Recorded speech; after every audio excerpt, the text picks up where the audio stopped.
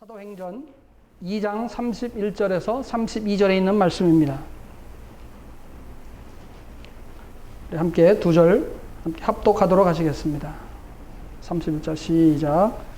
미리 본고로 그리스도의 부활을 말하되 그가 음부에 버림이 되지 않고 그의 육신이 썩음을 당하지 아니하시리라 하더니 이 예수를 하나님이 살리신지라 우리가 다 이 일의 증인이로다. 아멘.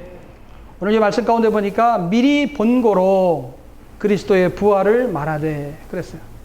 미리 본고로 부활을 말하되. 그리고 32절에 보니까 이 예수를 하나님이 살리신지라 우리가 다 이 일의 증인이로다. 증인이로다.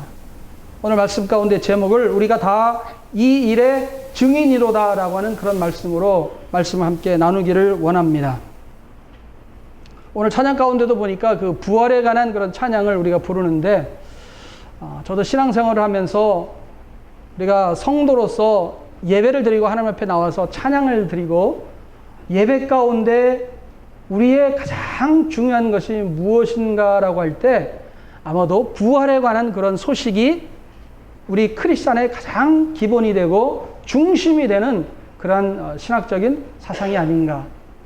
예수 그리스도가 우리 가운데 보여주려고 했던 가장 중요한 것이 무엇이냐라고 할 때 아마도 자신이 이제 십자가에 달려서 우리의 죄를 대신하여 죽으시고 그리고 3일 만에 다시 부활하신다라고 하는 그런 사실이고 장차 우리를 구원하시기 위해서 다시 오신다라고 하는 그 약속의 말씀을 증거하시기 위해서 이 세상 가운데 오셨다라고 하는 그 말씀을 우리에게 들려주시기 위하여 이 세상 가운데 오셨다라고 하는 것을 믿고, 그리고 사도 바울도 사실은 신약 성경에서 그렇게 그 가장 강조했던 말씀 중에서 우리에게 주고자 했던 그 말의 가장 키포인트가 무엇이냐라고 할 때 부활에 관한 그 소식을 증거하기 위해서 사도 바울이 그렇게도 우리에게 정말 모든 것을 다 내려놓고 투쟁을 하면서까지 우리에게 증거를 해주고자 했던 그 말씀이 바로 부활에 관한 그런 내용이었다라고 그렇게 생각이 되어집니다.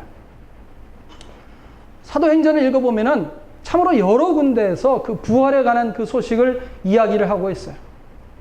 그래서 저도 신앙생활을 하면서 이런 그 부활에 관한 것을 어떤 때는 그냥 잊어버리고 그냥 예배드리러 와가지고 그냥 뭐 하나님께 예배드리고 찬양 신나게 부르고 그 가운데 여러 가지 그 메시지들이 있는데 그 메시지들을 잊어버리는 그런 경우가 종종 있어요. 부활의 찬양을 부르는데 그냥 그 리듬에 너무 흥겨워서 그 부활에 관한 그 소식, 그 예수 그리스도께서 우리를 위해서 십자가에 죽으시고 다시 부활하셨다라고 하는 그 메시지를 잊어버리게 되는 그런 경우가 종종 있다라고 하는 것이고, 저도 신앙생활하면서 그 부활에 관한 소식이 가장 중요한 메시지인데 그 메시지를 잊어버리는 그런 경우가 참 많이 있었던 것을 알 수가 있습니다. 여러분, 그 부활 신앙에 놀라운 능력이 있는 것을 알 수가 있어요. 부활을 믿으면 죽음에 대한 공포가 해방되어진다라고 하는 그런 말씀이에요. 그래서 항상 기뻐하고 범사에 감사할 수 있는 것은 우리가 다시 죽어도 다시 살겠다라고 하는 그 부활에 관한 깊은 메시지가 있기 때문에 우리는 환난 가운데서도 오히려 기뻐하고 즐거워할 수 있다라고 하는 그런 말씀입니다. 그래서 우리는 영원히 죽지 않기 때문에 두려워할 필요가 없다라고 하는 것이 가장 중요한 메시지입니다. 두 번째로는 부활의 신앙은 슬픔을 극복하는 그런 힘과 능력이 있습니다.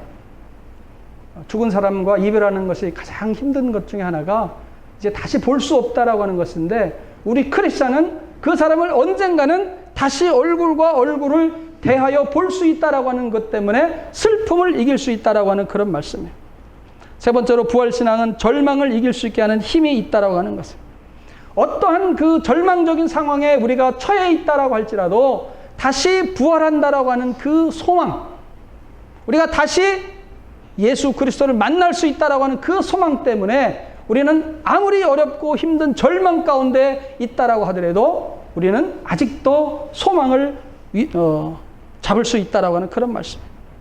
아무리 절망이 어둡고 힘들다라고 하더라도 부활의 소망을 잡을 때는 마치 촛불이 말이죠. 이렇게 꺼질 것 같은 그런 모습을 보이다가도 햇볕이 떠오르는 것 같은 위대한 그 찬란함 가운데 우리는 소망을 가질 수 있다라고 하는 그런 말씀입니다. 네 번째로는 부활신앙은 고난을 뚫고 나아갈 수 있는 힘을 우리에게 주신다라고 하는 그런 말씀이에요. 부활신앙을 믿는 사람은 그래서 어떠한 역경 가운데에서도 그 역경을 맞아서 싸우고 그것을 뚫고 나아갈 수 있는 그러한 도전을 우리가 이겨나갈 수 있는 능력을 얻을 수 있다라고 하는 말씀입니다. 우리가 세상을 살면서 고난이 없을 수 없다라고 하는 것이죠. 고난이 예고가 있고 찾아오면 참 좋겠는데 예고 없이 찾아오는 그런 고난 때문에 어려움을 당할 수도 있지만, 그러나 우리가 그러한 고난 가운데서도 탄식하고 어려워하고 주저앉을 필요가 없다라고 하는 그런 말씀이고, 그 고난을 이겨나갈 수 있는 비결은 그 가운데 맞서서 견디고 이겨내는 그 힘이 그 가운데에서 얻을 수 있기 때문에 우리는 그 고난 가운데서도 기뻐하고 즐거워할 수 있다라고 하는 그런 말씀이에요. 로마서 8장 34절에 그 말씀이 있습니다. 누가 정죄하리요? 죽으실 뿐 아니라 다시 살아나신 이는 그리스도 예수시니 그는 하나님 우편에 계신 자요 우리를 위하여 간구하시는 자신이라, 이렇게 말씀하고 있어요. 하나님 우편에서 우리를 위해서 간구하시는 자다라고 하는 그런 말씀을 우리에게 가르쳐주고 있다라고 하는 그런 말씀이에요. 신앙생활하면서 우리가 이런 예수님이 우리를 위해서 친히 간구하고 계시는데, 그 예수님을 잊어버리고 사는 것이 우리가 신앙생활을 하면서 가장 큰 불행으로 겪는 그런 일이다라고 하는 거예요. 예수님께서 이제 십자가에 달리시겠다라고 누차에 걸쳐서 제자들에게 이야기를 해 주셨습니다. 3차례 이상을 얘기를 해 주셨어요. 누가복음 9장 51절과 요한복음 6장 62절, 그리고 또 요한복음 14장 3절, 그리고 28절, 이렇게 적어도 3군데 이상에서 그렇게 말씀을 해 주셨습니다. 그런데 사람들은, 특별히 예수님의 제자들은 그런 것을 생각을 안 한 거예요. 예수님은 위대한 능력과 병 고치는 은사와 사람들의 모든 어려움들을 해결해 주시는 그런 분으로 예수님을 따랐고 능력 있는 분으로만 따랐지, 예수님께서 십자가에서 죽으신다라고 하는 것은 말이 안 되는 그런 얘기다라고 하는 것이죠. 그래서 예수님께서 그렇게 얘기를 했음에도 불구하고 막상 그 일을 당했을 때 그들은 좌절을 체험했고, 예수님께서 다시 살아나신다라고 하는 것을 듣지도 않고 기대하지도 않고 믿지도 않았고 준비도 안 했다라고 하는 그런 말씀. 여러분, 부활의 그 메시지를 믿는다라고 하는 것이 사실은 쉽지가 않습니다. 죽은 사람이 다시 살아난다라고 하는 것을 믿을 수 있는 그런 쉬운 일은 아니다라고 하는 것이죠. 안 믿어지는데 그것을 어떻게 믿겠어요? 여러분, 부활이 믿어지는 것은 성령의 역사인 줄로 그렇게 분명히 믿습니다. 여러분, 이 세상의 모든 것들은 말이죠, 한번 죽었다가 다시 살아나요. 모든 동물들을 가만히 보면 말이죠, 뭔가 한번 정말 드라마틱한 그런 체인지가 있어요. 정말 구더기처럼 그렇게 기어다니던 것이 어느 날 갑자기 번데기가 되고 말이죠, 거기서 그 번데기를 뚫고 나와서 나방이 되어지는 그런 모습들을 이제 보는 거예요. 개구리도 올챙이 쪽이 있었다라고 하는 것이죠. 물속에서 아가미로 헤엄을 치고 다니다가 어느 날 갑자기 꼬리가 잘라지고 다리가 튀어나오면서 물 위에서 바깥에서 뛰어다니는 거예요. 그러면서 과거에 자기가 올챙이였던 것을 잊어버리는 거예요. 여러분, 사람도 마찬가지입니다. 죽었다가 다시 한번 살아나는 그런 경험을 해야 돼요. 엄마의 뱃속에서 나오면서도 이제 호흡을 하는 것도 어쩌면 기적과 같은 것이고, 그야말로 부활과 같은 그런 것이고, 그리고 우리가 죽었다가는 다시 살아난다라고 하는 그것이 어마어마한 믿어지지 않는 그런 일인 것 같지만, 그러나 우리가 그것을 믿을 수 있는 자연의 모든 현상 가운데에서 우리가 바라보면서 우리도 다시 살 수 있다라고 하는 것이 저는 그렇게 분명히 믿어집니다. 이 세상의 모든 것이 그냥 이렇게 어디서 생기고 이렇게 어디서 이렇게 갑자기 나타나고 이런 것이 아니고, 있었던 것이 분명히 다시 한번 나타나는 그런 경우가 너무나 많아요. 물질, 질량 불변의 법칙 비슷한 걸로. 에너지 뭐 불변의 법칙, 뭐 하여튼 뭐 일단 이런 저런 거를 생각할 때 내 영혼이 그냥 갑자기 어디서 잠깐 나왔다가 어느 순간에는 없어져 버리는 그런 것이 아니라 이 내 영혼이 분명히 어디인가 있었고 이 세상 가운데 살다가 다시 어디론가 갈 그 영혼이 있다라고 하는 것을 저는 그렇게 분명히 믿습니다. 여러분, 믿어진다라고 하는 것이 정말 성령의 역사라고 하는 것, 부활의 소식이라고 하는 것이 얼마나 위대한 그런 일이고 믿게 된다는 것, 믿어지게 되는 것, 그것이 얼마나 큰 하나님의 은혜인지를 모른다라고 하는 그런 말씀. 예수님의 제자들을 바라볼 때 여러분, 예수님의 제자들은 예수님께서 분명히 성공해서 한 건을 해서 보나마나 예수님께서 이스라엘의 왕으로 등극을 하실 것이다라고 생각을 하고 능력 있는 그 예수님을 따라다녔어요. 그런데 예수님께서 마지막 그 가는 모습을 볼 때 너무나도 비참하게 십자가에 달리셔서 물과 피를 다 쏟으시고 그야말로 아무 힘없이 죽어가는 그 모습을 보았을 때 예수님의 제자들은 하나같이 다 도망갔다라고 하는 그런 말씀. 각자 자기 살겠다고 자기의 길로 다시 돌아갔습니다. 어부의 길로 다시 돌아가고 말이죠. 걸음아 날 살려라 라고 하고 각자 다 도망갔다라고 하는 그런 말씀. 그런데 이 제자들에게 희한한 일이 일어났어요. 이 사람들이 갑자기 어느 날 나타나더니 우리는 보고 들은 것을 말하지 않을 수 없다라고 그렇게 외쳤습니다. 우리는 보고 들은 것을 말하지 않을 수 없다. 여기 보니까 보고, 내가 먼저 보고 들은 것을 말하지 아니할 수 없다. 오늘 말씀 가운데 뭐예요? 미리 본고로 그리스도의 부활을 말하되 이렇게 말씀을 하고 있는데, 여러분, 우리가 이 세상 가운데 가장 강력하게 능력 있게 증거할 수 있는 것은 내가 먼저 본 것만을 강하게 힘있게 증거할 수 있다라고 하는 그런 말씀. 그렇게 자기 살겠다고 도망갔던 사람들이 갑자기 다 나타나가지고 나는 이제 보고 들은 것을 말하지 아니할 수 없다라고 그렇게 얘기하면서 오직 성령이 너에게 임하시면 너희가 권능을 받고 예루살렘과 온 유대와 사마리아와 땅끝까지 이르러 내 증인이 되겠다라고 그렇게 얘기를 했어요. 증인이 되는 그런 삶을 살게 되었다라고 하는 거예요. 어느 목사님이 어느 교회 가가지고 설교를 하시는데 그 교회가 창립된 지 45년 된 교회예요. 그런데 제일 오래되신 분 손 들어보시라고 해요. 몇 분이 손 들었어요. 그 다음에 40년 되신 분, 35년, 30년 손을 여러 사람이 들게 되었습니다. 그 목사님이 뭐라고 한지 아세요? 여러분이 만약에 이 교회에서 이렇게 오랫동안 있다라면 아직도 성령의 능력을 받지 못하셨군요. 참 안 됐습니다. 빨리 그 성령의 그 능력을 받고 빨리 온 세상으로 나가서 복음을 증거해야 되는데 이렇게 오랫동안 여기 앉아 계셨군요. 참 안 됐습니다. 그렇게 얘기를 했어요. 제가 이 교회 잠시 오늘 두 번째 설교로 와가지고 여러분 방해 놓으려고 하는 거 아닙니다. 여러분 흩어져야 돼요. 흩어져야. 이곳에 와서 말씀을 듣고 성령의 능력을 경험하고 복음을 들고 온 세상 세계 만방으로 다 흩어져야 된다라고 하는 그런 말씀이에요. 아멘? 네. 내년쯤에는 여기에 계시는 분이 아무도 안 계실 줄로 믿습니다. 아멘? 걱정돼요? 네. 다른 분들이 더 많이 채워줄 줄로 믿습니다. 아멘? 네. 여러분이 이곳에서 뭐 몇 년 동안 훈련을 받았는데도 아직도 그 건물을 붙잡고 있다라고 하면은 잘못돼도 뭐가 한참 잘못된 거다라고 그런 말씀이에요. 담임 목사님이 안 계시기 때문에 제가 담대하게 이 말씀을 증거하는 겁니다.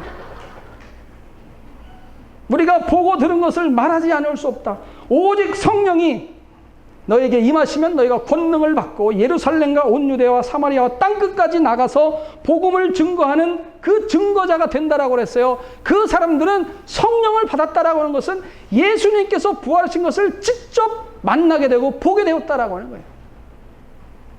예수님을 보지 못하면은 그렇게 할 수 없다라고 하는 거예요. 부활을 체험한 후에 부활을 경험한 후에 예수님을 직접 만나본 후에만이 그렇게 변화된 삶을 살 수 있다라고 하는 그런 말씀이에요. 예수님께서 부활에 관해서 그렇게 말씀을 하셨지만 사람들은 그것을 믿지를 않아요. 믿지를 않아요. 제가 지난번인가 한번 그 말씀을 언뜻 했던 것 같은데, 사도행전을 읽으면서 과연 왜 사도 바울이 사도행전을 적었을까? 부활에 관한 소식이 나오면 밑에다가 파란 줄을 쳐가면서 한번 읽어보라고 그렇게 얘기한 적이 한번 있는 것 같아요. 로마서를 읽으면서 왜 사도 바울이 그 로마서를 썼을까? 그 목적이 무엇일까? 파란 줄을 쳐가면서 한번 읽어보라고 얘기했을 때 성경을 쭉 읽고 그렇게 파란 줄을 쳐본 말이죠. 파란 줄이 참 많이 나와요. 덕지 나와요. 정말 사도 바울이 말하고 싶었던 것이 무엇일까라고 할 때 예수 그리스도는 우리를 위해서 죽으셨다라고 하는 것이고 그 죽으신 예수가 다시 살아나셨다라고 하는 거예요. 그 예수를 자기가 만났다라고 하는 것이고 그 만난 예수를 증거하기를 원했다라고 하는 것입니다. 여러분, 우리가 그 만난 예수를 증거하지 못하면은요, 우리는 아직도 갈 길이 멀다라고 하는 그런 말씀이에요. 고린도전서 15장 3절 4절에 보니까 이런 말씀이 있어요. 내가 받은 것을 먼저 너에게 전하였나니 이는 성경대로 그리스도께서 우리 죄를 위하여 죽으시고 장사 지낸 바 되셨다가 성경대로 사흘 만에 다시 살아나사 그랬어요. 성경대로 죽으시고 성경대로 사흘 만에 다시 살아나셨다라고 하는 것을 이야기하고 있어요. 그 부활하신 예수님을 만날 때 모든 사람들은 그냥 여기 있을 수 없어요. 획가닥하고 뒤집어지는 것이고 변화되어지는 것이고 여기에서 내가 이렇게 있을 수가 없다라고 하는 것, 내가 이렇게 신앙생활을 할 수 없다라고 하는 것이고 내가 이제는 예수 그리스도를 증거하는 증인의 삶을 살겠다라고 하는 그런 말씀이에요. 성경에 보면 도마가 요한복음에 3번을 등장하는 것을 볼 수가 있습니다. 도마가 첫 번째로 등장하는 것은 나사로가 병들어 죽은 후에 예수님께서 그를 다시 살리려고 했을 때 놀라운 사건 가운데 한 번 등장을 합니다. 두 번째로는 예수님께서 제자들에게 유언과 같이 그런 말씀할 때 마지막 고별 설교에서 이제 두 번째로 도마가 나타납니다. 세 번째로는 복음서 요한복음 20장에 이제 그 예수님의 부활을 믿지 못하겠다라고 하는 그런 솔직한 고백 가운데에서 회의적인 태도로 예수님의 그 창자국에 내 손가락을 넣어보지 않고는 내가 못 믿겠다라고 하는 그 대목에서 세 번째로 나옵니다. 여러분이 제 말을 못 믿으시는 것 같은데 요한복음 20장을 한번 찾아보시겠습니다. 우리 다 같이 요한복음 20장 24절, 요한복음 20장 24절에서 31절에 있는 말씀입니다. 여러분 성경에만 나옵니다. 앞에 스크린에는 안 나와요. 한번 찾아보시기 바랍니다. 요한복음 20장 24절에서 31절에 보면은 도마에 대해서 나온다라고 했는데 한번 읽어보시겠습니다. 자, 20장 24절부터 31절까지 조금 깁니다. 한번 읽어보겠습니다. 시작. 12 제자 중에 하나인 디도모라 하는 도마는 예수 오셨을 때에 함께 있지 아니한지라. 다른 제자들이 그에게 이르되 우리가 주를 보았노라 하니 도마가 가로되 내가 그 손에 못자국을 보며 내 손가락을 그 못자국에 넣으며 내 손을 그 옆구리에 넣어보지 않고는 믿지 아니하겠노라 하니라. 열흘을 지나서 제자들이 다시 집 안에 있을 때에 도마도 함께 있고 문들이 닫혔는데 예수께서 오사 가운데 서서 가라사대 너에게 평강이 있을지어다 하시고 도마에게 이르시되 내 손가락을 이리 내밀어 내 손을 보고 내 손을 내밀어 내 옆구리에 넣어보라. 그리하고 믿음 없는 자가 되지 말고 믿는 자가 되라. 도마가 대답하여 가로되 나의 주시오 나의 하나님이시니이다. 예수께서 가라사대 너는 나를 본고로 믿느냐? 보지 못하고 믿는 자들은 복되도다 하시리라. 예수께서 제자들 앞에서 이 책에 기록되지 아니한 다른 표적도 많이 행하였으나 오직 이것을 기록하면 너희로 예수께서 하나님의 아들 그리스도이심을 믿게 하려 하며 또 너희로 믿고 그 이름을 힘입어 생명을 얻게 하려 함이라 그랬어요. 여러분 그 도마는 예수님을 참 오해를 많이 했어요. 도마가 3번 나오는데 3번 다 예수 그리스도에 관해서 믿지 못하고 예수를 따랐던 제자입니다. 참 신기하죠? 예수님의 제자인데 그리고 성경에 한 3번 정도 나오는데 세 번 다 예수님을 제대로 못 믿고 대충대충 따르는 그런 사람이었다라고 하는 거예요. 예수님의 제자가 그 정도인데, 여러분이나 저나 참 어느 정도 수준인지 모르겠어요. 여러분, 요한복음 11장 16절에 이 말씀이 아까 얘기한 대로 나사로 사건 가운데 나왔는데 11장 16절에 이런 말씀이 있어요. 디두모라고 하는 도마가 다른 제자들에게 말하되 우리도 주와 함께 죽으러 가자 하니라 그랬어요. 여러분, 그 나사로를 살리러 가겠다라고 예수님께서 말씀을 하고 이제 그쪽으로 가자라고 하니까 많은 제자들이 엉뚱한 생각을 하는 거예요. 그래서 뭐라고 얘기를 하냐면은 우리도 주와 함께 죽으러 가자 하니라. 얼마나 좀 엉뚱한 말로 참 띨띨한 그런 그 제자였던 것 같아요. 예수님은 살리러 간다고 하니까 디두모라는 말을 어떻게 알아들으니, 도대체 어떻게 알아들으면 이렇게 엉뚱하게 알아듣고 우리도 주와 함께 죽으러 가자 그런 거예요. 우리도 주와 함께 죽으러 가자. 아니, 살리러 가겠다는데 다른 사람은 그래도 조금 비슷하게라도 알아듣는데 이 사람은 우리도 죽으러 가자 이거예요. 우리도 죽으러 가자. 그러니까 예수님의 말을 듣는지 안 들었는지 얼마나 건성인 것을 알 수가 있어요. 두 번째로 그 도마의 수준을 볼 때 여러분, 그 14장 5절에 보면은 그 도마와 예수님의 제자들의 수준을, 꼬라지를 볼 수가 있는데 요한복음 14장 5절에 이렇게 얘기를 하고 있어요. 도마가 이르되 주여, 주께서 어디로 가시든지 우리가 알지 못하거늘 그 길을 어찌 알겠사옵나이까. 그렇게 얘기를 했어요. 예수님께서 간다라고 이렇게 얘기한 그런 것이 참 여러 차례 얘기를 하고 그렇게 얘기했는데 도마는 도대체 예수님이 어디로 가는지 나는 모르겠습니다. 그 말이에요. 그냥 완전히 헤매는 그런 헤매라 스타일이에요. 헤매라. 예수님이 어디로 가는지 난 도대체 어찌 알겠습니까? 빌립도 그랬어요. 빌립이 이르되 주여, 아버지를 우리에게 보여 주옵소서. 그리하면 족하겠나이다. 이렇게 얘기를 하는 거예요. 그리고 아까 읽은 대로 요한복음 20장에 있는 말씀대로 도마가 이제는 예수님에 대해서 직접 의심을 하고 나온 거예요.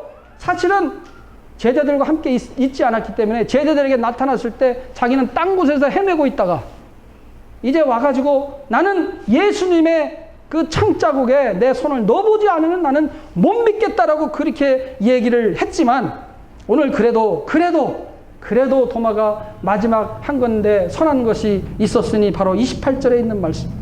도마가 대답하여 가로되 나의 주시며 나의 하나님이시니이다. 이렇게 고백을 했습니다.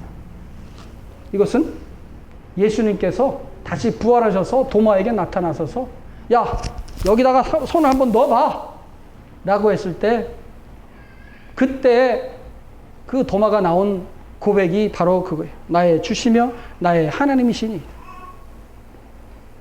여러분이 아직도 하나님을 못 봤다라고 하면 아직 이런 고백이 나올 수 없을지 모르겠어요. 그냥 안 보고도 나는 그냥 믿겠습니다라고 하면 이분은 정말 대단하신 그런 믿음의 소유자다라고 저는 분명히 믿습니다. 예수님께서 그렇게 얘기하시니까 도마는 이제 사실은 도마는 예수님의 창자국에 손을 넣겠어요? 안 넣겠어요? 넣어보라고 하니까 바로 나의 주시오 나의 하나님이신다라고 그렇게 고백을 한 줄로 분명히 믿습니다. 그래서 아마 도마도 정말 직접 넣어보지는 않았지만 믿는 자가 되었다라고 하는 것을 저는 분명히 믿습니다.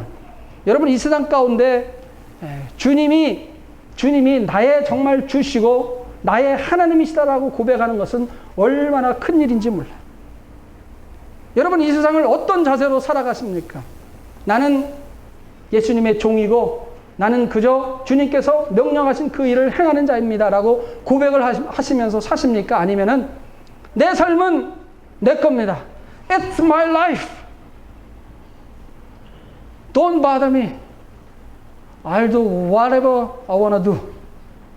내가 그냥 원하는 대로 나 혼자 살겠습니다라고 이야기를 하면서 살아가고 내가 주인이다라고 하는 것이 가장 큰 우리 크리스찬의 문제다라고 하는 것이죠. 모든 사람은 그래서 자기가 주인이 돼서 살아가요. 자기 생각대로 살아가고 자기 방법대로 살아가고 자기 경험대로 살아간다라고 하는 거예요. 무법자로서 이 세상 가운데 살아간다라고 말씀을 드렸습니다. 우리는 이 세상 가운데 무법자로 살아가요. 무법자가 법이 있는 사람이라고 했어요? 없는 사람이라고 했어요? 무법자가 법이 있는 사람이 없는 사람이. 다 잊어먹었어요? 무법자도 법이 있는 사람이죠. 그죠? 누가 법이에요? 자기 자신이 법이죠. 그래서 좀 이상하게 행동하는 놈은 자기가 가서 이건 죽어야 돼. 꽝. 자기가 법으로, 자기 법으로 죽이는. 자기 맘대로 자기가 주인 돼서 살아가는 그런 것이 우리의 삶이 아닌가 이렇게 생각이 되어져요. 그런데 도마처럼 예수 그리스도를 만나고 나서 예수 앞에 완전히 엎드린 사람은 그때부터 완전히 헷가닥 변화된 삶을 살게 된다라고 하는 거예요. 왜냐? 예수 그리스도를 내가 내 눈으로 직접 보았기 때문에. 예수 그리스도를 여러분이 말씀 가운데서 만난 줄로 저는 분명히 믿습니다. 아멘. 여러분이 예수님을 만나지 못하셨다라고 하면은 아직도 조금 더 말씀을 좀 더 보고 신앙생활 하면서 교제 가운데 예수님이 살아계시는구나. 이 사람을 보니까 이 사람이 살아가는 그 삶의 모습을 보니까 정말 하나님이 살아계신 것이 분명하다라고 만날 때 그때까지 좀 기다려야 된다라고 하는 그런 말씀. 여러분 그렇게 변화가 된 삶을 살으니까 세상에 무서울 것이 없다라고 하는. 누가 우리를 박해하고 우리를 힘들게 한다고 하더라도 우리는 더 이상 무서워할 것이 없어요. 자, 그러면 사도행전으로 다시 가서 사도행전에 있는 말씀을 우리가 다 바라볼 때 사도 바울이 왜 그렇게 로마에 가기를 원했을까? 사도 바울도 예수님을 만났을까요? 못 만났을까요? 예수님을 봤어요? 못 봤어요? 다메섹 도상으로 가는 도중에 거꾸로 졌죠. 밝은 빛을 봤다라고 그랬어요. 나중에 사도 바울이 그렇게 고백을 합니다. 자기가 정말 그 큰 빛을 봤다라고 했는데 그때에 예수 그리스도를 만났다라고 했고 그리고 아나니아에 의해서 눈이 띄어졌을 때 그때부터 바로 예수 그리스도가 주시다라고 하는 것을 증거하면서 살았다는 것을 우리가 알 수가 있어요. 여러분이 정말 예수 그리스도를 만났다라고 하면은 여러분이 성경에 지식이 있거나 없거나 간에 물론 사도 바울은 이미 성경에 대한 것을 많이 알고 있었죠. 구약에 대한 것을 많이 알고 있었지만 그러나 예수 그리스도를 직접 만났다라고 하면은 그 순간부터 예수 그리스도의 증거자가 될 수 있다라고 하는 그런 말씀이에요. 그래서 여러 가지 역경과 환난과 어려움이 있었음에도 불구하고 끝까지 로마에 가기를 원했어요. 여러분 그때 당시에 사도 바울이 말이죠. 자기의 재산과 자기의 힘과 능력으로 만약에 로마에 가려고 했다라면 아마 참 가기 힘들었을 거예요. 뱃삭도 없었을 거니와 없었을 뿐이니와 또 그의 여러 가지 환경을 볼 때 참 힘들었을 거예요. 그런데 로마에 갈 때는 죄수가 되니까 말이죠. 자기를 호송하는 약 200명의 그 로마 군대가 말이죠. 자기의 신변을 보호해 주면서 로마에까지 가게 되는 것을 알 수가 있어요. 만약에 우리가 신앙생활하면서 박해가 없고 어려움이 없고 힘든 일이 없다라고 하면은 우리는 그냥 여기서 도리도리 짝짝꿍하고 우리끼리 신앙생활하다가 그냥 끝낼 경우가 있다라고 하는 거예요. 그러나 하나님은 환난을 갖게 하고 어려움을 겪게 하고 우리에게 힘든 일을 주심으로 인해서 우리는 세계 각지로 흩어지게 된다라고 하는 거예요. 여러분 복음이 확산되기 시작한 것은 복음이 디아스포라라고 할 때 복음이 세계 각지로 퍼져나가게 된 것은 아마도 스데반 집사님의 박해를 통해서 그 로마에까지 사람들이 세계 각지로 다 다니면서 복음을 증거하면서 살지 않았을까 이렇게 생각이 되어요. 사실은 사도 바울이 먼저 로마에 간 것은 아니고 스데반의 순교 이후에 이제 예루살렘에 박해가 오기 시작하니까 모든 사람들이 세계 각지로 다 흩어진 거예요. 그래서 로마에도 벌써 그리스도인들이 있었어요. 그러나 사도 바울도 이제 2차적으로 로마에까지 가서 복음을 증거하기를 원했고 그래서 복음을 거기서 증거한 결과 AD 100년경 예수님께서 돌아가시고 나서 약 70년이 지난 후에 이제 로마에는 그야말로 많은 그리스도인들이 생기게 되고 또 313년에는 콘스탄틴이 동방종교에 있다가 나중에는 이제 로마로 들어오면서 기독교를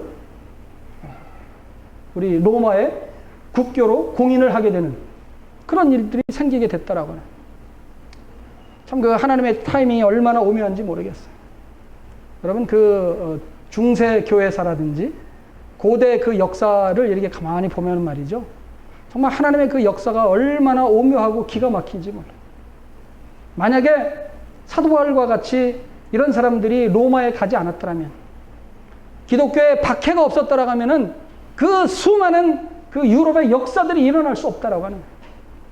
벌써 313년 경에는 거의 많은 그 유럽 지역으로 이제 기독교가 확산이 되어지기 시작하고, 그야말로 나중에는 이제 십자군 전쟁 때쯤 됐을 때, 십자군 전쟁이 언제 시작했다고 그랬죠? 그때 한번 알려드렸던 것 같은데, 언제죠?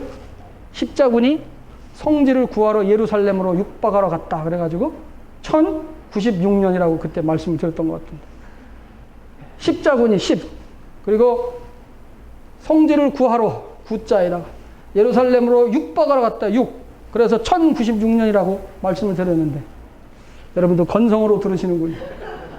어쨌든 천년경이 됐을 경우에는 그 유럽의 수많은 기독교인들이 생기게 됐고, 그 많은 사람들이 이제는 예루살렘, 함락된 그 모슬람에 의해서 함락된 그 예루살렘 성지를 구하려고 그쪽으로 가게 되었다라고 하는 거니까 얼마나 많은 크리스찬이 생겼겠어요, 유럽에.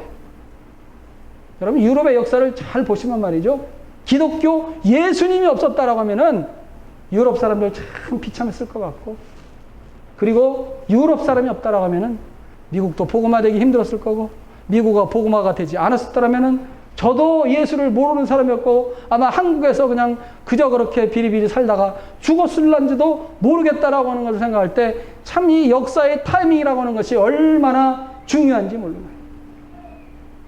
오늘 여러분이 이 설교만 잘 들어도 유럽 역사를 다 뜬 거나 마찬가지. 한 학기 히스토리, 기독교 역사를 다 이렇게 볼 수가 있는데, 여러분, 그렇게 스데반의 역사와 사도 바울의 그 역사 때문에 그 기독교가 온 세계 가운데 퍼지게 되었고, 그 박해 가운데 그 수많은 사람들이 순교하고, 그 수많은 사람들이 어려움을 당하고, 그 수많은 사람이 핍박을 당했음에도 불구하고 그리스도가 세계 땅끝까지 가게 되었다라고 하는 그런 말씀.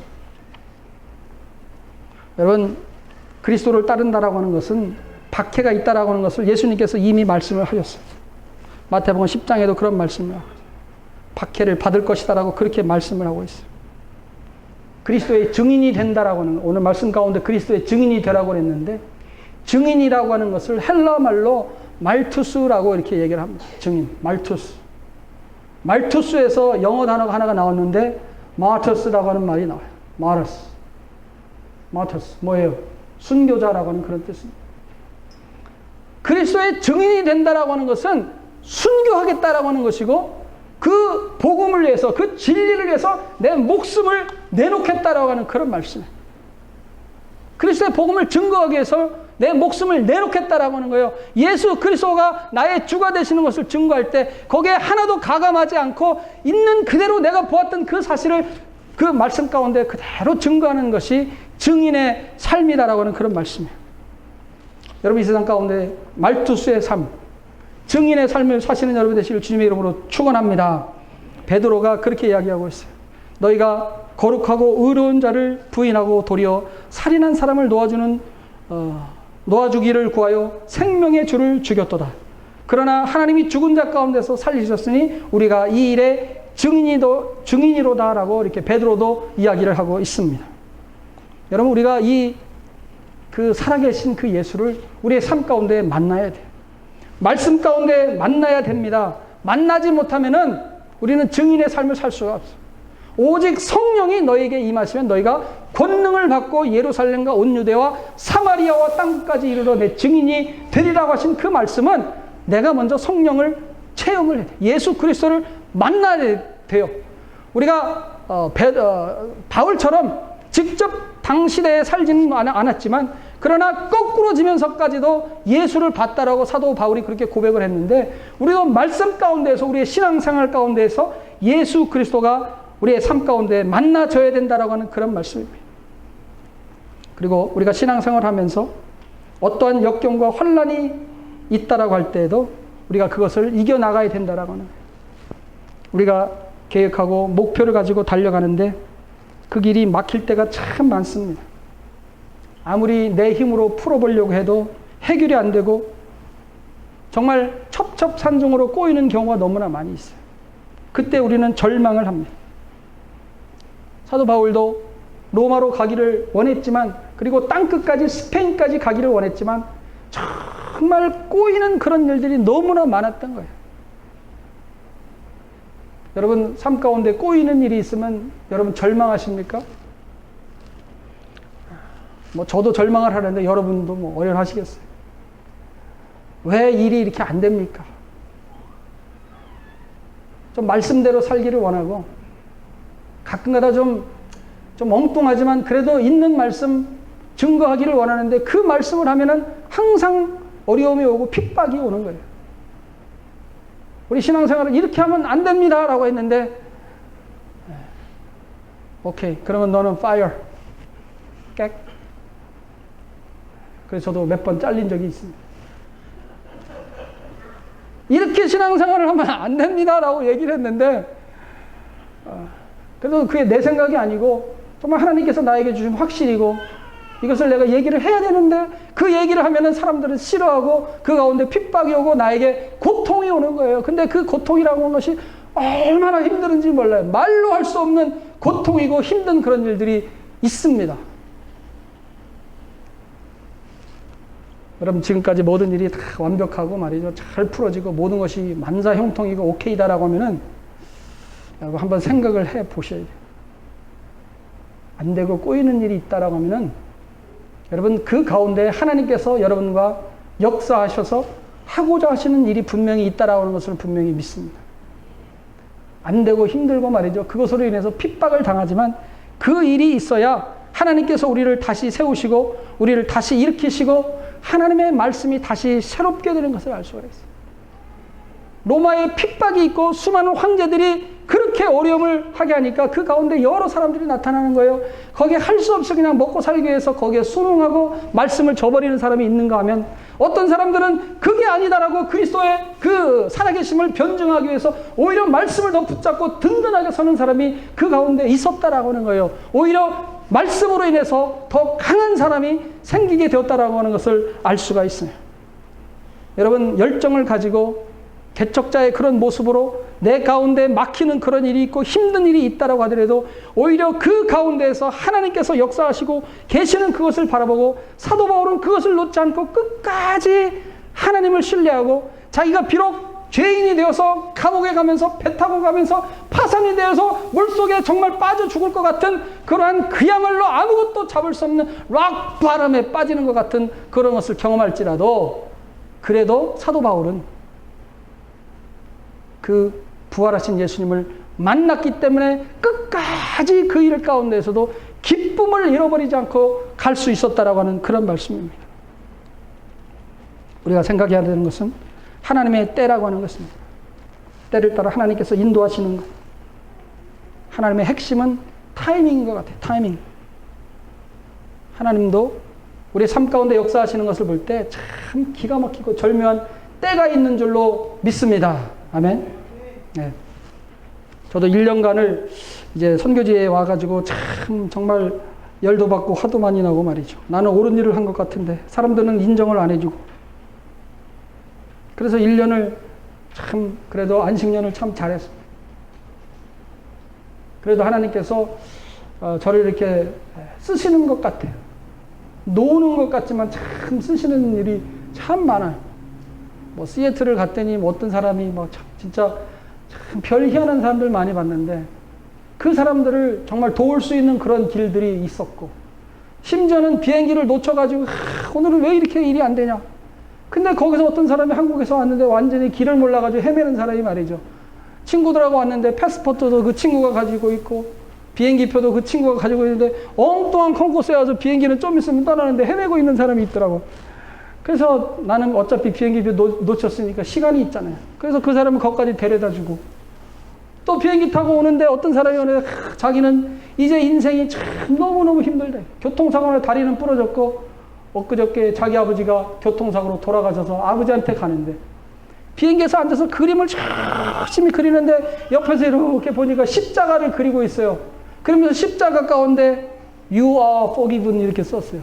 그래서 야, 이 사람이 되게 미워한 사람이 있었나 보다. 근데 그 사람을 용서했나 보다. 내가 누구냐고 물어봤더니 원래 자기 아버지가 돌아가셨는데 자기 아버지가 그렇게 미웠다라고. 그래서 자기도 교통사고 나가지고 다리가 아파가지고 그렇게 힘든데 거기서 그 고통을 잃어버리려고 그렇게 십자가를 그리고 있었던 것이고 나중에 그걸 그려가지고 나한테 주는 거예요. 그래서 나중에 제가 내리면서 그랬어요. 이 그림은, 이 십자가는 당신 아버지 장례식 때 관에다 넣어주는 게 더 좋을 것 같다고 그걸 줬어요. 그 양반이 얼마나 힘을 받고 돌아갔는지. 저는 그런 모습을 보면서 참 하나님께서 그래도 쓰시는 면이 참 있구나. 1년 동안 마하나임 교회를 이제 열심히 출석을 제가 했어요. 개척교회를 나와서 개척교회 한 사람이라도 숫자를 더 채워주자. 와이프까지 해서 플러스 2니까 그래도 어디요 그게. 땡땡이는 많이 쳤지만 새벽기도도 안 나오고. 그래도 여기에 있게 하신 하나님의 뜻이 분명히 있으리라고 분명히 믿습니다. 제 공로는 아니지만 그래도 저는 속으로 그렇게 생각해요. 그래도 여기 있어서 참 좋은 일도 있다. 자세한 건 얘기를 안 하겠습니다만 어쨌든 정말 하나님의 그 때가 있다라고 하는 거예요. 역경과 환난과 고통이 우리 가운데 있지만 그 가운데 역사하시는 그 하나님을 우리가 만날 수 있고, 우리가 이 세상 가운데에서 낭비하고 허비하고 뭐가 안 되는 것 같고 꼬이는 것 같고 안 풀어지는 것 같지만 그럼에도 불구하고 하나님은 역사하고 계신다라고 하는 거예요. 그 수많은 사람이 환난을 당하고 박해를 당하고 사도 바울이 그렇게 고통 가운데 로마에 갔지만 그곳에서 그냥 복음을 전하다가 자기의 생애를 마쳤지만 그를 통해서 유럽이 발칵 뒤집어진 줄로 분명히 믿습니다. 그 복음이 우리에게까지 전달되었다라고 하는 것은 얼마나 큰 일인지 몰라요. 여러분, 하나님의 그 시간, 하나님의 타이밍을 여러분 꼭 기억을 하시기 바랍니다. 하나님의 시간의 주관자시고, 그래서 우리는 아무리 힘들고 어려운 일이 있다라고 해도 그것을 견딜 수 있어야 된다라고 하는 말씀입니다. 고린도전서 15장 58절에 보니까 그러므로 내 사랑하는 형제들아 견고하며 흔들리지 말며 항상 주의 일에 더욱 힘쓰는 자들이 되라. 이는 너희 수고가 주 안에서 헛되지 않은 줄을 알미니라 라고 이렇게 말씀하고 있어요. 우리의 수고가 헛되지 않겠다라고 하는 거예요. 여러분, 이 세상 살면서 여러분의 삶이 헛되지 않은 그런 삶이 되시기를 주님으로 축원합니다. 동물에는 두 가지 종류가 있다라고 하는데 야생동물이 있고 집에 사는 동물이 있습니다. 집에 사는 동물들은 대체적으로 주인에게 유익을 주는데 대표적으로 소와 돼지가 있습니다. 이 동물들도 유익을 주는데 좀 차이가 있는 것 같아요. 소는 살아서도 주인을 위해서 일하고 죽어서도 주인을 위해서 큰 도움이 된다라고 그래요. 살아서는 밭을 갈고 집을 나르고 죽어서는 가족으로는 구두를 남기고 죽어서는 설렁탕과 곰탕과 꼬리탕과 도가리탕을 남긴다라고 하는 거예요.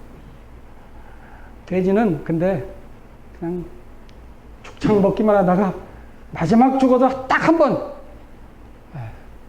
그래도 여러분 그 한 번이라도 그게 어딥니까? 우리 생애 가운데 한 번이라도 하나님 앞에 붙들려서 쓰임받을 수 있다라고 하는 그것보다 더 좋은 그런 일이 없다라고 생각이 되어지고, 그로 인해서 하나님의 그 역사, 하나님께서 이루시는 그 수많은 그 역사들, 우리가 그런 거를 바라볼 때 정말 한순간 한순간이 너무나도 중요한 것이고 지금도 하나님께서 불꽃 같은 눈으로 살아서 역사하고 계시다는 것을 알 수가 있어요. 하나님의 때는 기회가 있어요. 마지막 한 가지 말씀드리고 말씀을 마칩니다. 헐리우드의 제왕이라고 별명을 가진 클라크 게이블이라고 하는 사람이 있습니다. 클라크 게이블. 이 사람은 Gone with the Wind. 발음이 너무 좋아서 못 알아들으셨죠? 바람과 함께 사라지다. 이거를 촬영한 사람인데 이 사람이 정말 잘 나가던 사람이었어요. 그야말로 61편의 영화를 찍으면서 대단하게 그렇게 참 돈을 많이 벌었어요. 사람들이 묻습니다.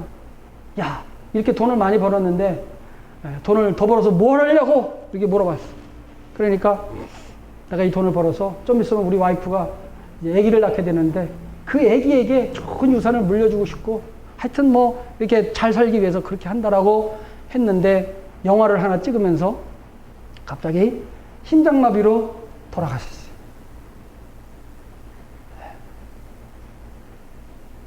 뭐를 말씀드리려고 합니다. 타이밍이다. 내가 가지고 있는 뭔가 그 기능이 있다라고 하면은 하나님 앞에 드려야 된다라고. 그 시간을 놓치면은 아무 쓸데가 없어. 하나님 앞에 드릴 수 있는 그 때가 있다라고 하는 것이고, 그 때를 놓치면 아무 소용이 없는 거예요. 하나님은 그거를 원하시는 그 하나님이 아니죠. 그가 하나님 앞에 더 드렸다라고 하면 얼마나 좋았을까, 그런 생각을 해보는 거예요.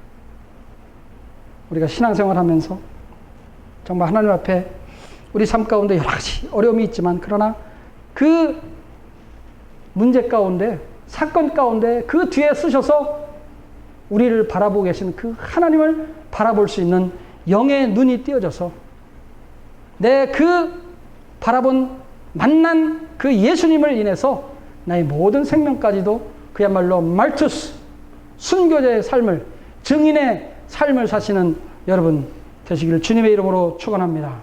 기도하시겠습니다.